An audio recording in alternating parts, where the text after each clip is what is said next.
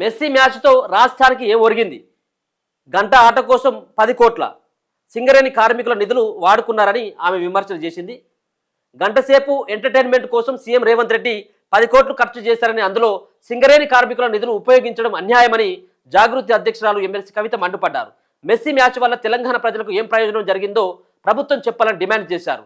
Congress party తన fund నుంచి సింగరేణికి 10 కోట్లు వెంటనే తిరిగి చెల్లించాలన్నారు.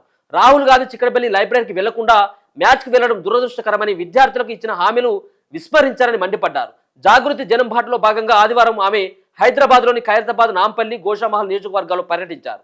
అనంతరం బషీర్బాగ్ ప్రెస్ క్లబ్లో ఏర్పాటు చేసిన సమావేశంలో ఆమె మాట్లాడుతూ జిహెచ్ఎంసీ డివిజన్ల విభజన అశాస్త్రీయంగా జరిగి ఒకే పార్టీకి లాభం చేకూరేలా చేశారని, ఓల్డ్ సిటీ, న్యూ సిటీ, మల్కాజ్గిరిలో ప్రజాప్రతినిధి సంఖ్య తగ్గిపోయిందని ఆరోపించారు. బాలసుబ్రహ్మణ్య విగ్రహం విషయంలో తెలంగాణ వాదుల పక్షానే ఉంటానని, రవీంద్ర భారతిలో తెలంగాణ జానపద కళాకారుల విగ్రహాలు ఏర్పాటు చేయాలని సూచించారు.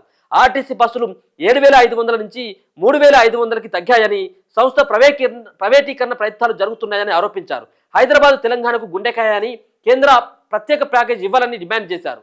బాలభవన్కు రూపాయి కేటాయించలేదు. గత 12 ఏళ్లుగా బాలభవన్కు బీఆర్ఎస్, కాంగ్రెస్ ప్రభుత్వాలు ₹1 కూడా కేటాయించలేదని కవిత విమర్శించారు. నాంపల్లి పబ్లిక్ గార్డెన్లోని జౌహర్ బాలభవన్ను పరిశీలించిన అనంతరం ఆమె మాట్లాడుతూ తన చిన్నతనంలో బాలభవన్ ఆకాశవాణి కేంద్రానికి వచ్చేవారమన్నారు. అప్పట్లో ఎన్నో సాంస్కృతిక విద్యా కార్యక్రమాలు జరిగేవని, నేడు నిధుల నిర్వహణ లేకపోయినా పిల్లలు, కళాకారులు వస్తుండటం అభినందనీయమన్నారు. ప్రభుత్వ నిర్లక్ష్యంతో బాల్య జ్ఞాపకాలు కోల్పోతున్నామని ఆవేదన వ్యక్తం చేశారు. అనంతరం గోషామహల్లో తెలంగాణ తల్లి విగ్రహానికి నివాళులర్పించి దూల్పేటలో తెలంగాణ జాగృతి కార్యాలయాన్ని ప్రారంభించారు. మెహదీపట్నం రైతు బజార్ను సందర్శించి రైతులు, వ్యాపారులతో ఆమె కాసేపు వాళ్ళ సమస్యల మీద కూడా ఆమె అడిగి తెలుసుకోవడం జరిగింది. మంచిగానే చెప్పారు. ఇప్పుడు ఒక మాట దీనికి స్టాండ్ తీసుకో కవితక్క గారు. ఏంటిది? బాలసుబ్రహ్మణ్యం సంబంధించిన విగ్రహాన్ని రవీంద్ర భారతిలో ఏ విధంగా పార్టీలు ఏవి సపోర్ట్ చేయట్లేదు. ఇప్పుడు బీఆర్ఎస్ వాడు మాట్లాడుతున్నాడు, కాంగ్రెస్ వాడు అది మొత్తం మద్దతే పలికి ఇలా ఓపెనింగే ఉన్నది. కాంగ్రెస్కు సంబంధించినటువంటి ఇప్పుడు ఉన్నటువంటి ముఖ్యమంత్రి రేవంత్ రెడ్డి, ఆయన మహేష్ గౌడ్, అలాగే అక్కడ ఉన్నటువంటి వెంకయ్య నాయుడు, వీళ్ళందరూ వచ్చి ఇలా బాలసుబ్రహ్మణ్యం యొక్క విగ్రహాన్ని రవీంద్ర భారతిలో వాళ్ళు గ్రాండ్గా ఓపెన్ చేయబోతా ఉన్నారు. దీని పట్ల తెలంగాణ వాదులు కావచ్చు, ఉద్యమకారులు కావచ్చు, కవులు కావచ్చు, రచయితలు కావచ్చు, చాలామంది వీళ్ళంతా కూడా దీన్ని పెట్టొద్దు అని చెప్పేసి ఎట్లా పెడతారు? తెలంగాణలో వాళ్ళ విగ్రహాలు ఏ విధంగా పెడతారు? ఇక్కడ ఉన్నటువంటి చాలామంది విగ్రహాలు పెట్టేటువంటి వాళ్ళు ఉన్నారు.